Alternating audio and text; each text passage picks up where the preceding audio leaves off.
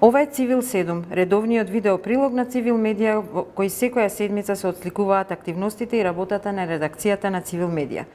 Еднаш седмично, тимот на Цивил се осврнува на најглавните случувања во државата, како и на активностите кои редакцијата секојдневно ги извршува. За ова издание ги одбравме следните настани. Цивил одржа јавен настан на тема "Можеме ли заедно?", на кој стана збор за тоа кои се придобивките кога различните заедници работат и живеат заедно. На настанот учествува активистката Лиса Баута Шакири, актерката Владанка Димковска и Иван Чордановски, собственик на бизнис во IT секторот. Сите почетоци за поинакво општество тргнуваат од таму и дека доколку се вратат различностите во клупа и доколку таму нема поделби, доколку дозволиме да се учат повеќе јазици, така подобро ќе го запознаеме светот околу нас. Вака лично наверојатно не се движам во такви кругови па да чувствувам многу големи поделби и многу големи разлики или веќе нормално сите сами си го бираме кругот на луѓе. Сметам дека дел од нив се политички наметнати и дека тоа ги прави разликите да бидат негативни, а не позитивни, дека мора да се смени начинот на кој што се зборува за разликите, дека тие се всушност наша најголема доблест и предност во светот. Бидејќи е предност да живееш во мултикултурно општество, значи предност е да имаш најразлични килимот да ти биде од најразлични шари. И сметам дека само преку образование може да го смениме тоа за генерациите што идат.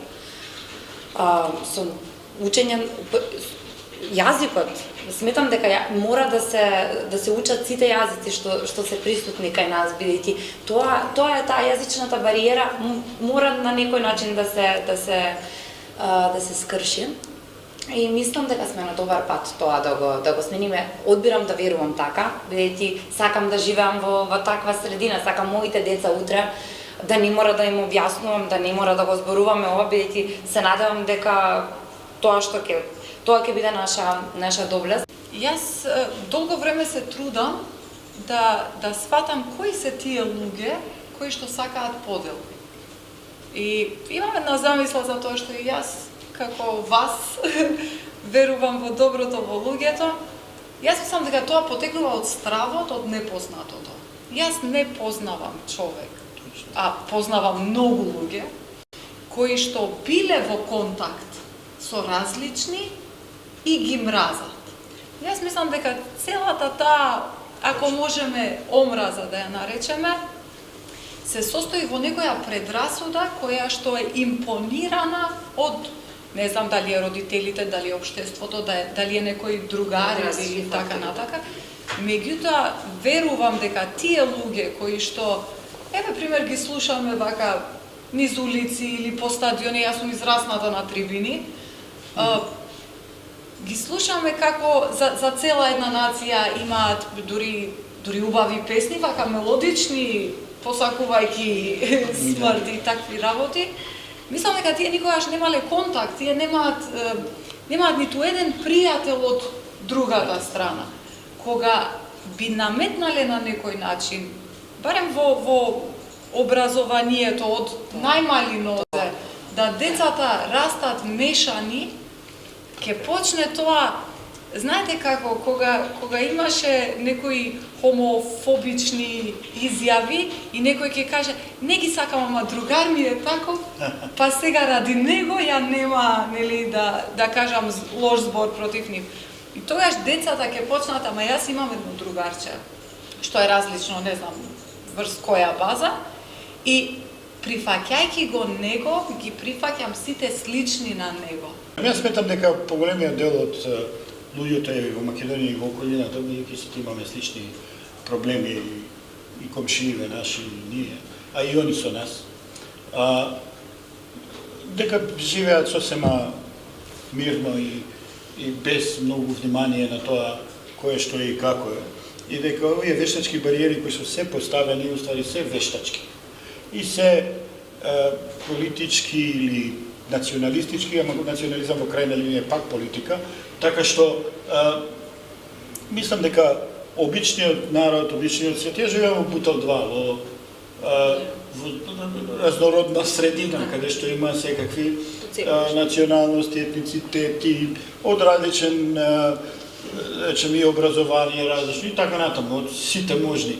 Македонија во мало. И никој што сме имале апсолутно, мислам, проблеми ниту со комшиите ни. Така што сметам дека луѓето имаат природна тенденција за мирно живење, за добрососедство, за не гледање на разлики. Нормално има секојаш исклучоци. И сметам дека тие вештачки бариери се не зависат од нас. И мора, за жал, да дојде до едно освестување поголемо. Еве, ако велиме дека тие бариери се политички, политиката зависи од гласачите, тоест од граѓаните ќе мора да научат да бираат што прават, за кого гласаат во крајна линија, дали за тие што воведуваат поделби или за тие што воведуваат заедништво. Не заедништво, и преска разговаравме, не заедништво во смисол на она вие помладите не го ни памте, али југословенско братство, единство, не знам. Представниците на Цивил одржаа работни состаноци со представници на владата и локалните самоуправи. Работен состанок со националниот координатор за интеркултурализам Роберт Аладјозовски посветен на стратегијата Едно општество за сите, пошто следеше интервју. Цивил одржа брифинги со градоначалникот на Куманово Максим Димитриевски посветен на промоцијата на европските вредности и мултикултурализмот на локално ниво, како и за спроведувањето на стратегијата Едно општество за сите. Цивил медија разговараше со Исмаил Камбери, член на Комисијата за спречување и заштита од дискриминација, за надлежностите на новото тело на комисијата, со кои проблеми и предизвици се соочуваат, каде и во кое поле има најмногу дискриминација и како граѓанките да пријават дискриминација. Кои се главните проблеми со кои се соочуваат граѓаните во Република Северна Македонија, односно каде има најмногу дискриминација? Вака, статистички гледано и во старото тело, но ако ги гледаме представките од Народниот правобранител и сега представките кои што доаѓаат до нас, генерално граѓаните се соочуваат со дискриминација врз основа на припадност на одредена етничка заедница, но имаме и голем број случаеви на дискриминација врз основа на политичка припадност, сексуална ориентација, но и пристап до јавни добра и услуги. Каква е вашата соработка со владата и невладините организации? Соработката со невладините организации првично е барем ние сега вака ја оценуваме како добра, значи имаме воспоставено соработка и со невладини организации и со меѓународни организации, со неколку меѓународни организации, но и мрежи кои што се бават со дискриминација. Имаме подпишано меморандум за соработка, така да во тој поглед сме целосно отворени за работа со граѓанскиот сектор и представниците од меѓународната заедница.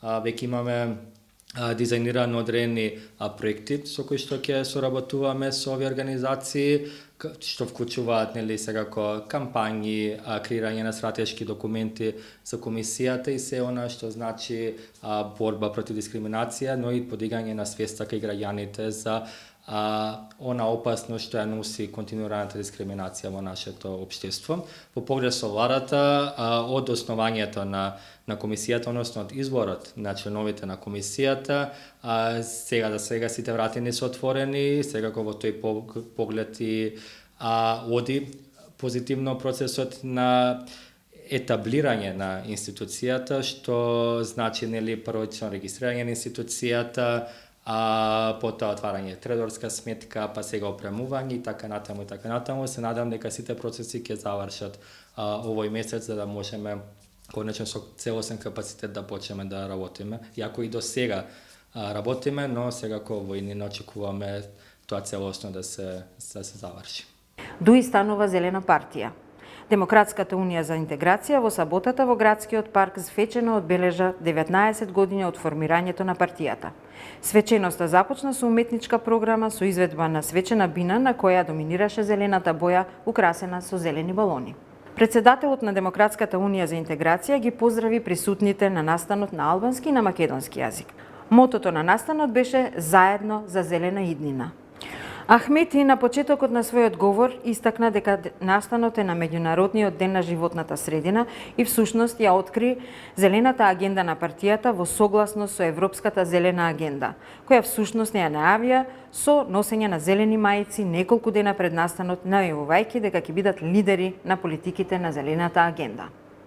Денес, повредата на зелената агенда и загадувањето на животната средина е закана за безбедноста, како што е корупцијата и организираниот криминал. Затоа, владата, општините и сите наши институции треба да се придружат и ние се залагаме да бидеме регионални и европски лидери на политиките на зелената агенда. Добре дојдовте во Демократската унија за интеграција, на развојот и работните места преку зелената агенда, во Демократската унија за интеграција, која освен што се грижи за еднаквоста, развојот, евроатлантскиот дух, се грижи и за воздухот, земјата и водата, за заедничка животна средина како предуслови за квалитетен развој и живот. Тоа беше се за денешното издание на Цивил 7. Со нови интересни содржини, следете не следната недела на Цивил 7.